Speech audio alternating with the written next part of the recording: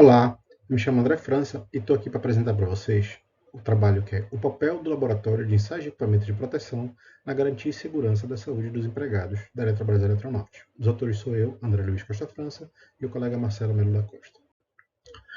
O Laboratório de Equipamentos de Segurança fica no Centro de Tecnologia da Eletronorte, em Belém do Pará. Ele nasceu na década de 80 como uma forma de verificar se a qualidade dos EPIs que estavam sendo fornecidos para a empresa estavam de acordo com aquilo que tinha sido contratado. Na ocasião, se detectou que grande parte dos EPIs estavam abaixo da qualidade esperada e contratada para fornecimento. Dessa forma, o laboratório ganhou forma e se mostrou necessário ao longo do tempo para garantir que os equipamentos de segurança estavam dentro daquilo que era esperado. Hoje, o laboratório existe como uma forma de garantir o atendimento do requisito da NR10, que exige que componha no portfólio os testes de isolação dos EPIs utilizados, bem como uma maneira de garantir a saúde e a segurança dos trabalhadores da empresa. Atualmente, compõe o portfólio de ensaios do laboratório ensaios e testes em equipamentos como luvas, tapetes isolantes, varas e bastões de manobra, vestimentas condutivas para o trabalho potencial, detectores de tensão, entre outros.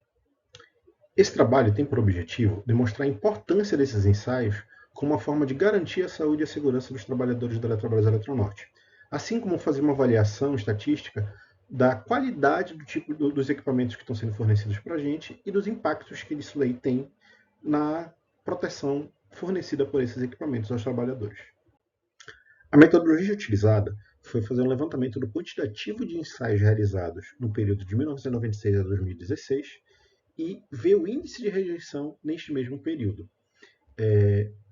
Para isso, para a realização dos ensaios no laboratório, ele é equipado com instrumentos como uma fonte e um medidor de alta tensão até 100 kVAC, medidores de corrente de fuga e instrumentos auxiliares como termigrômetros, cronômetros e réguas.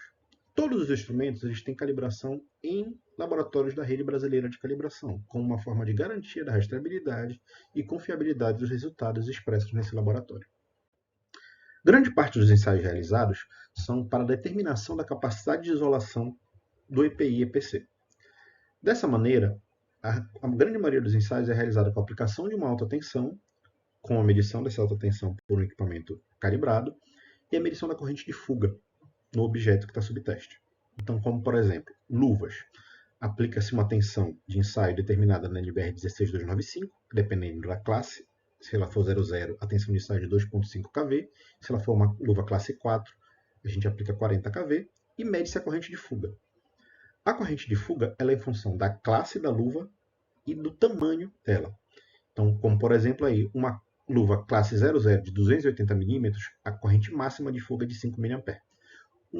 Uma luva classe 4 de 460 mm, a corrente máxima é 24 mA. Já para a vara de manobra, ela é regulamentada pela STM 711, onde diz que ela deve suportar 100 kV a cada 30 cm. Os ensaios realizados no laboratório são de 50 kV a cada 15, e a corrente de fuga ela é em função da bitola da vara de manobra. Por exemplo, uma vara de manobra de 1 1/4 tem uma corrente máxima de fuga de 6 microamperes. Já de 1,5 polegada tem uma corrente máxima de 8 microamperes. Já os tapetes isolantes, eles são regulamentados pela STM D178 de 2019 e tem várias classes. Por exemplo, a classe 1 é a tensão de ensaio até 10 kV e a classe 2 até 20 kV. E o critério de aceitação é passa ou não passa. Se houve rompimento de elétrico, aquele tapete foi rejeitado. Se não houve, ele foi aprovado. Nesse slide, a gente demonstra a quantidade de ensaios que foram realizados de 96 a 2016, que foram os dados que nós conseguimos extrair do nosso sistema de acompanhamento.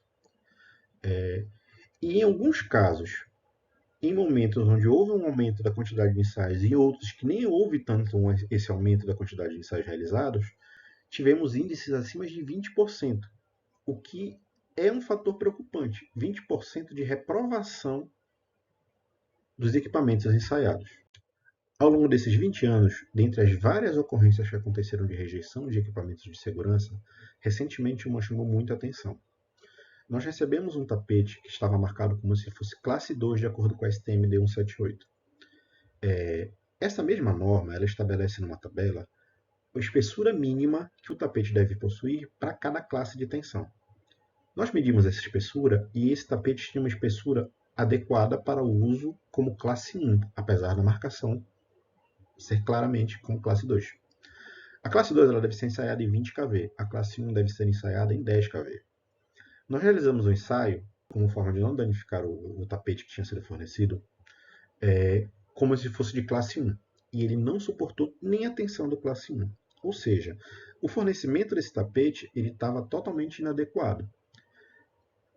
Situações como essa podem trazer risco aos usuários, atraso de fornecimento da área produtiva, porque a área produtiva está precisando do tapete para continuar exercendo suas atividades, e eventuais cancelamentos de contrato com fornecimento, uma vez que o equipamento fornecido não estava de acordo com aquilo que tinha sido especificado.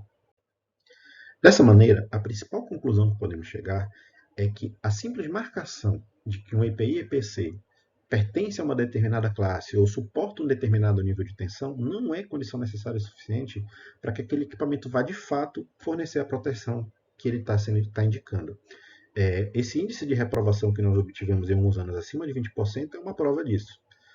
Esse tipo de reprovação pode acontecer por vários motivos, seja falhas no processo de fabricação, falhas no armazenamento do EPI e EPC, falha no transporte ou até mesmo na fé. A questão principal é que esses ensaios são uma forma de garantir que os equipamentos que estão sendo fornecidos estão de acordo com aquilo que se espera e os equipamentos que já estão em uso, quando reensaiados, continuam fornecendo o nível de proteção desejado.